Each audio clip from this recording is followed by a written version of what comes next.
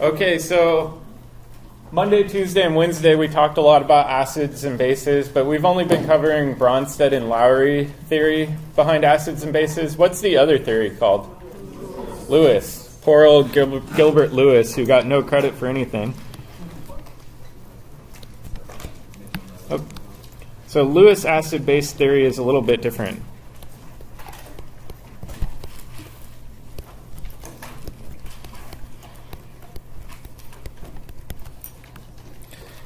And Lewis decided that acid-base theory shouldn't be decided with movement of protons, but rather with movement of electrons.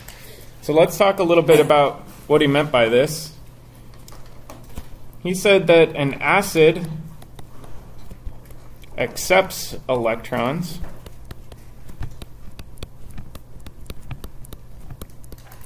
and a base donates electrons.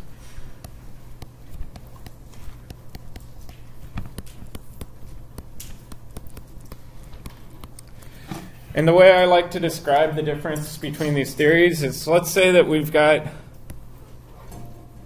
acid-base theory as a sphere. So this is Lewis acid-base theory.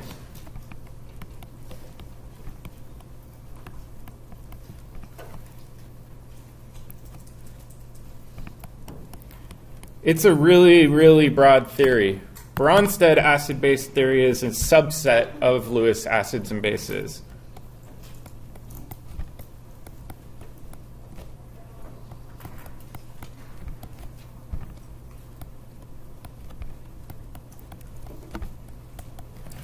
So all Bronsted acids and bases are also Lewis acids and bases, but not all Lewis acids and bases are Bronsted acids and bases. Does that make sense? So this is a more general definition, but let's take a look at some examples of this. And I'm going to start off by showing you an example that looks very familiar. So we've got our acid, and we've got our base. And just like we saw earlier this week, we get our conjugate base plus our conjugate acid. So in this reaction, what do you think is going to be the electron donor? The base. It's the only one with the lone pairs. So what it's going to do is it's going to donate its electrons over here. And then in this case, we have to break this bond between our acid and its proton. So the acid in this case is going to be the electron acceptor.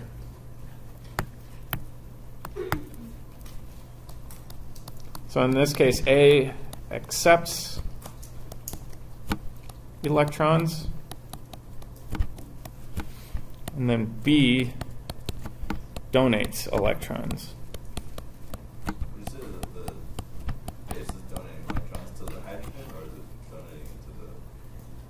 So in this case, the lone pair from B is actually going directly to the proton. And then the bonding set of electrons between A and H, those are getting pushed onto A. So in this case, A is accepting that bonding set of electrons between A and H. It's a little bit weird to think about. But this shows that Bronsted-Lowry definition can also be explained using the Lewis theory behind acids and bases. There are some weird examples, like I said, where we run into Lewis acids and bases that aren't Bronsted acids and bases, though. So let's take a look at another example.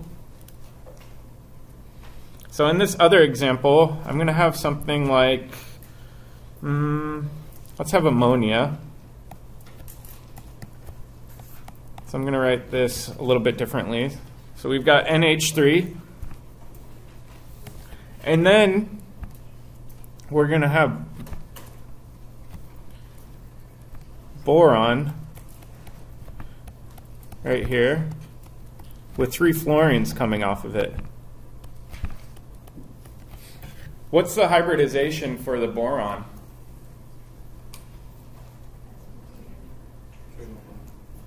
The geometry is trigonal planar, and then what should the hybridization be? SP. So we've got an empty p orbital here. Or sorry, sp2. Did I say sp? Oh, sorry. You guys caught me. All right, so we've got this empty p orbital.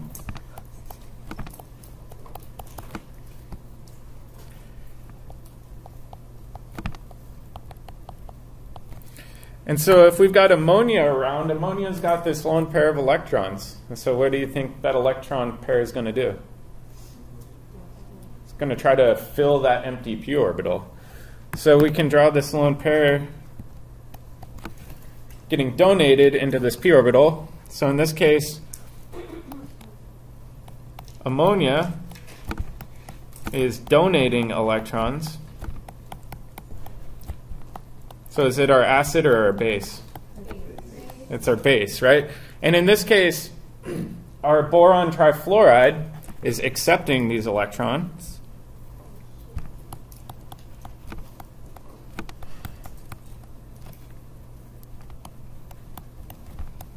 So that makes it our Lewis acid, but it's not giving up any protons at all. It's just accepting electrons. So this isn't an example of a Bronsted acid.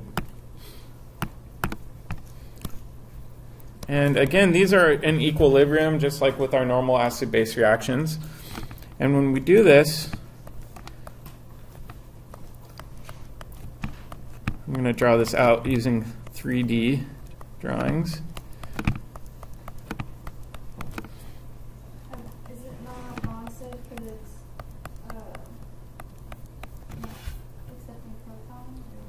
So the Bronsted-Lowry definition has to do with giving a proton to another molecule. In this case, we're not moving protons at all. We're just sharing electrons. And so that's why this is called a Lewis acid-base pairing, not a Bronsted acid-base pairing. So we can't forget our formal charges. Now nitrogen has a positive charge and boron has a negative charge. What we call this is our Lewis acid-base adduct. And the adduct just means that it's this reversible bond between a Lewis acid and a base. Usually they're quite stable. Yep? Is that more like an ionic bond or a covalent bond? It's a little bit weird. Oftentimes we get into these gray areas of bonds, but it's more covalent-like than it is ionic. Yeah. If you notice, too, what's going on with boron now? We went from trigonal planar. What's the new geometry? Tetrahedral. And so when you form a Lewis acid-base adduct, you can actually change the geometry and hybridization about your central atoms. And so that's always something to watch out for. All right, so you guys notice in these two diagrams that I showed you, I really like showing arrows. We're going to talk a little bit more about electron pushing, and this becomes something that stays with us through all of organic chemistry, but this is our first example of showing electrons moving using arrows. So let's continue on and talk about basic arrow pushing.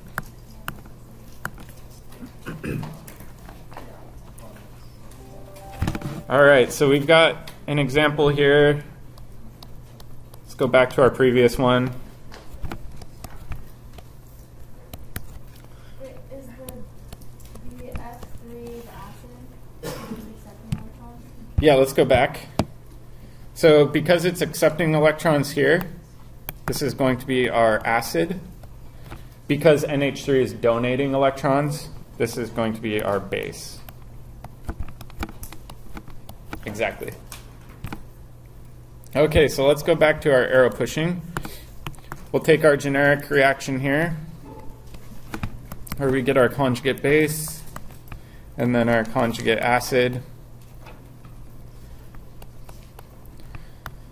And in the last example, what I did was I took these electrons, and they attacked our proton.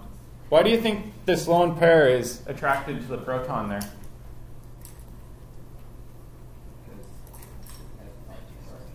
Yeah, exactly. Usually if we're looking at our acids, what they have is some sort of dipole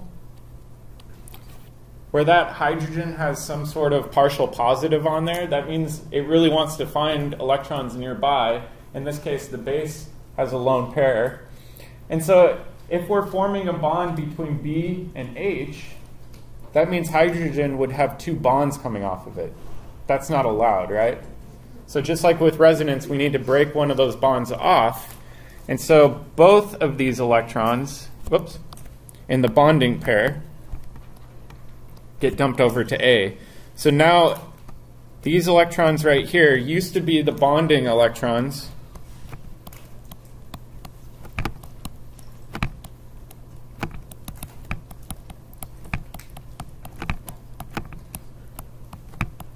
Whoop.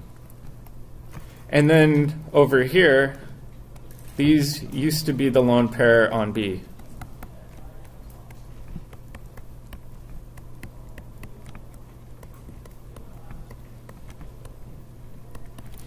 One thing that students get really tempted to do with acid-base reactions is they want to show the movement of the proton, and so they draw the arrow showing where the proton's moving.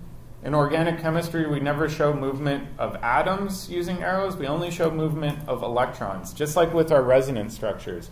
We only move those pi bonds in resonance structures or lone pairs. Same thing with basic arrow pushing. So let's make a little chart, too, that will help us with this. So let's make a Lewis acid-base chart. So in this case, Lewis acid-base theory says that A accepts electrons. Therefore, it's our acid. And I'm just going to write Lewis acid as La. And then our base, B, donates electrons.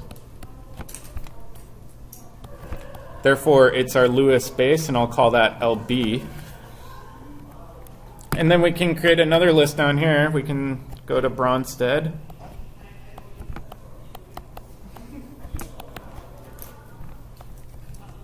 Thank you.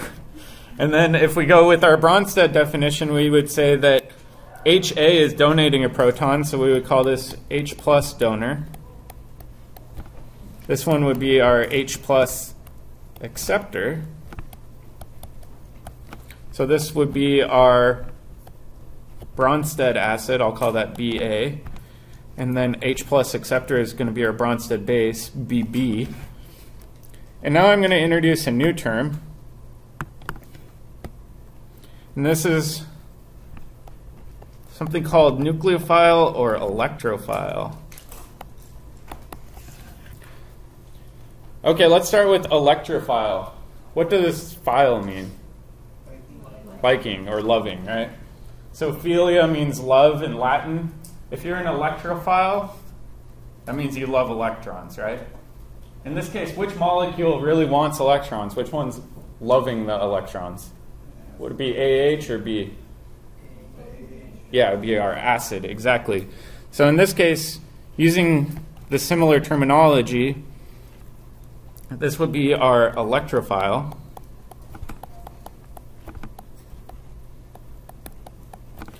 And we oftentimes describe this as something that wants E minus, or wants electrons. And then a nucleophile is something that wants a nucleus or a positive charge, or even a partial positive charge. So in this case, our base is going after that proton because it has a partial positive charge.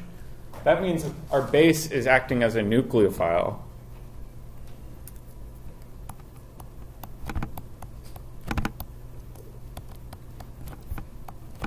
That's in a Lewis theory? Or? This is generic across multiple types of reactions.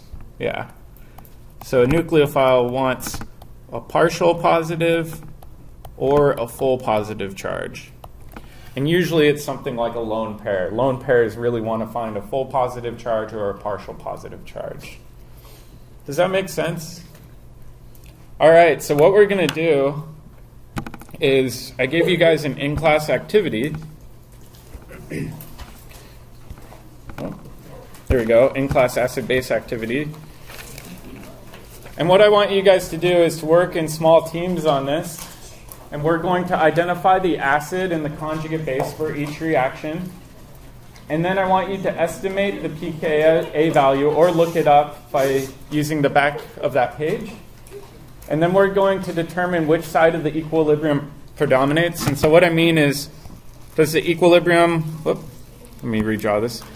Does it lie mostly like that? Or does it lie mostly like that? And we can represent that using lopsided equilibrium arrows.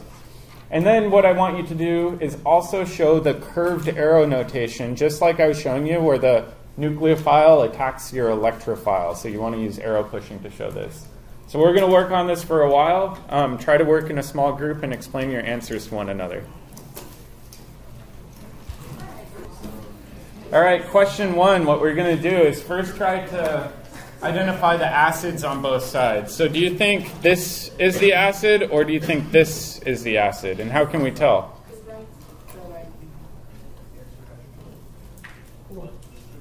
Yeah, what we can do is try to find partners. So if we look at this one, its partner on the other side lost a proton, right? So this is going to be some sort of acid, and this is going to be some sort of base. And then on the other side, we can say, well, if this is our acid, this must be our base. And if this is our base, this must be our acid. Let's not label them as conjugate acids and bases yet. Let's try to do a little bit more legwork. Okay.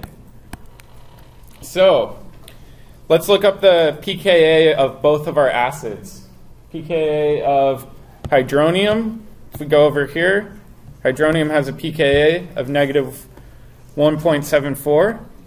So let's write that in.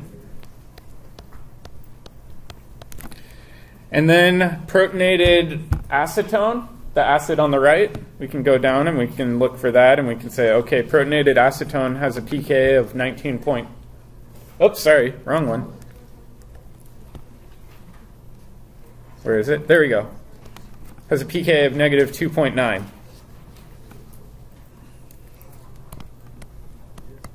So what's stronger, the acid on the right or the left? On the right, because it's a lower number, right? So that means it's going to shove our equilibrium more to the opposite side. All right? That means that when all is said and done, this is the king of the acids, right? That means that over here, we've got our conjugate acid and our conjugate base. Right? So we can take acid-base reactions and we can flip them upside down. It doesn't matter. It's an equilibrium. So let's work on the next one. Yep. Is it that one conjugate? Because in this case, this is the stronger of the two acids, Okay. which means that this is going to be our conjugate acid.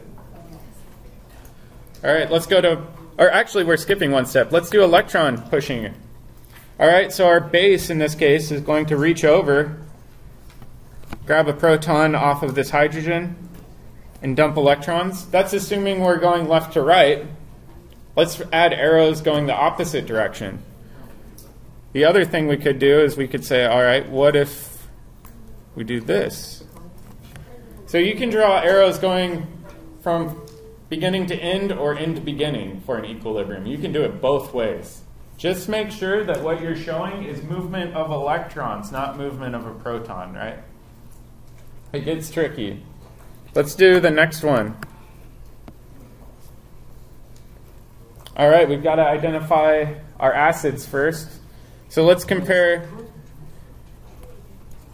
this one. It looks like on the left it had an extra proton. On the right it lost a proton. So which one's going to be the acid? This one on the left or the one on the right? Left. So it was our proton donor. So again, we can label this as our generic acid. That means that this is going to be our base. And that means, conversely, that this is going to be our base. And this is going to be our acid. All right, so now let's look up the pKa of both of our acids.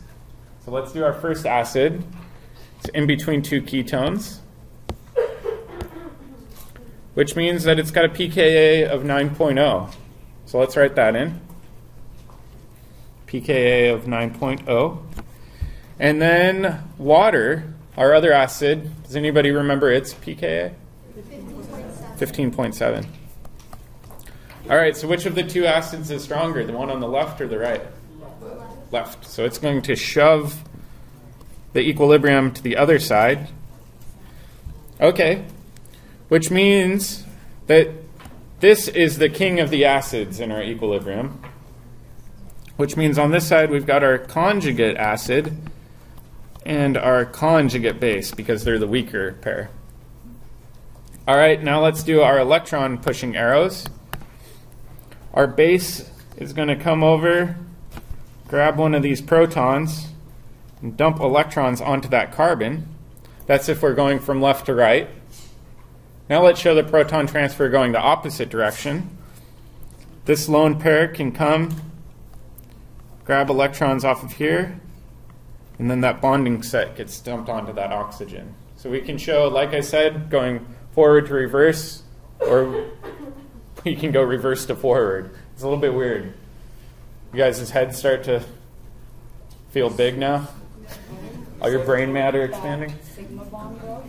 Yeah, exactly. So the sigma bond between the oxygen and the hydrogen broke, and this set of electrons became a lone pair. See how we have 3 lone pairs? Yeah. So we're always showing movement of electrons. Professor, the question is to draw the answer with the proton transfer. So with proton transfers, we show transfers of protons using electron pushing arrows. We don't show it using an arrow showing a movement of a proton. Remember that. It's something that will stick with us when we get into more complicated reactions. All right, let's do the next one. Let's compare this guy on the left to this one on the right. Which one's the acid, the one on the left or the one on the right? Left. So we can say, all right, this is our generic acid. This is our generic base. That means that this must be our generic base, and this one must be our generic acid. All right, so let's look up the pKa of both of our acids. So the pKa of the acid on the left, if we go down, is 19.2. So we'll put 19.2 over here. And then for ammonia, that was 38. Which one's our stronger acid, left or right? Left. So we are going to say, all right, our electron, or our equilibrium is going to favor the right-hand side. All right, that also means that this is the king of our acids. That means ammonia is our conjugate acid, and this is our conjugate base. Let's do some quick electron pushing arrows. So our base, in this case, is going to come, grab this proton, and then this bonding pair of electrons gets dumped down onto this carbon, and it becomes a lone pair. So that's from left to right. Now let's go right to left. If we go right to left, this lone pair is going to come grab a proton off of here, and it's going to dump electrons back onto nitrogen. So we can show it going both directions. All right, how many of you guys think you got the last problem? All right, the last one was a little tricky. I purposely left it a little vague. Does anybody know a good explanation for which one of these is our acid, the phenol or the ethanol?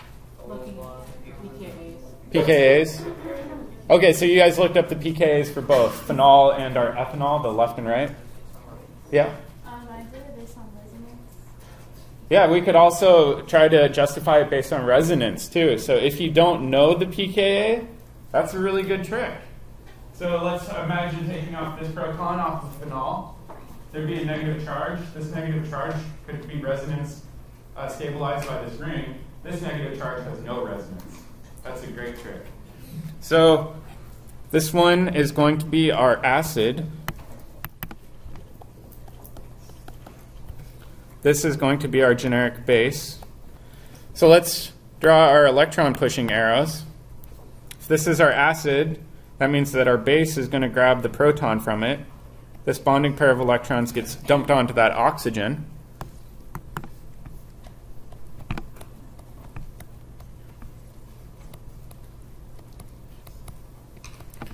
And now we've got a negative charge on that oxygen. And then over here,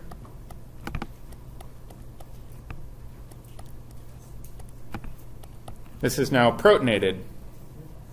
that means conversely this must be our base and this must be our acid. All right, next thing we've got to do, let's actually finish our electron pushing. Let's do the opposite direction. I'm going to draw out both of these hydrogens so we can see it more clearly. There we go. If we go the opposite direction, we can grab this proton, dump these electrons back. All right, now the last thing we got to do is determine the king of the acids. Is it going to be the acid on the left or the acid on the right? Well, let's try. Let's look up the pKa for phenol. If we go back here, the pKa for phenol is 9.9. So let's add that in. And then we've got to find the pKa for protonated ethanol, this compound on the right. So let's go back and see if we can find protonated ethanol. Do you guys see protonated ethanol on there? I don't see any protonated ethanol in our acid column, right? So this is our acid column. I do see protonated ethanol, or sorry, I see deprotonated ethanol right here, but we don't see any protonated ethanol. So we've got to make an estimation. What do you think the closest match to protonated ethanol is? 60. Around 16. So ethanol, what's the main functional group on ethanol? It's an alcohol. So we have a protonated alcohol that we're dealing with. That means if we go and we look at our acid column, we should try to find a protonated alcohol. Okay, so which of these is closest to a protonated alcohol? If we look here, that's a protonated ketone. Not good. What about protonated water? Well, water is an alcohol, so it's probably pretty close to negative 1.74. And so this is what chemists do a lot. They say, all right, if you can't find the perfect match, you're just going to say pretty close to negative 1.7. All right, we've got a ballpark figure. Which way, or which acid's stronger, the one on the right or the left? On the right, it's got the lower pKa, which makes sense because if we look at our equilibrium arrow is pushing to the opposite side. So these do get pretty tricky. One thing I would recommend doing is work on your problem of the day while this is still fresh and try to work on it with a partner. It also pulls in some of our Lewis acids and bases, so do make sure that you circle all of the appropriate answers for that, and it will be due on Monday.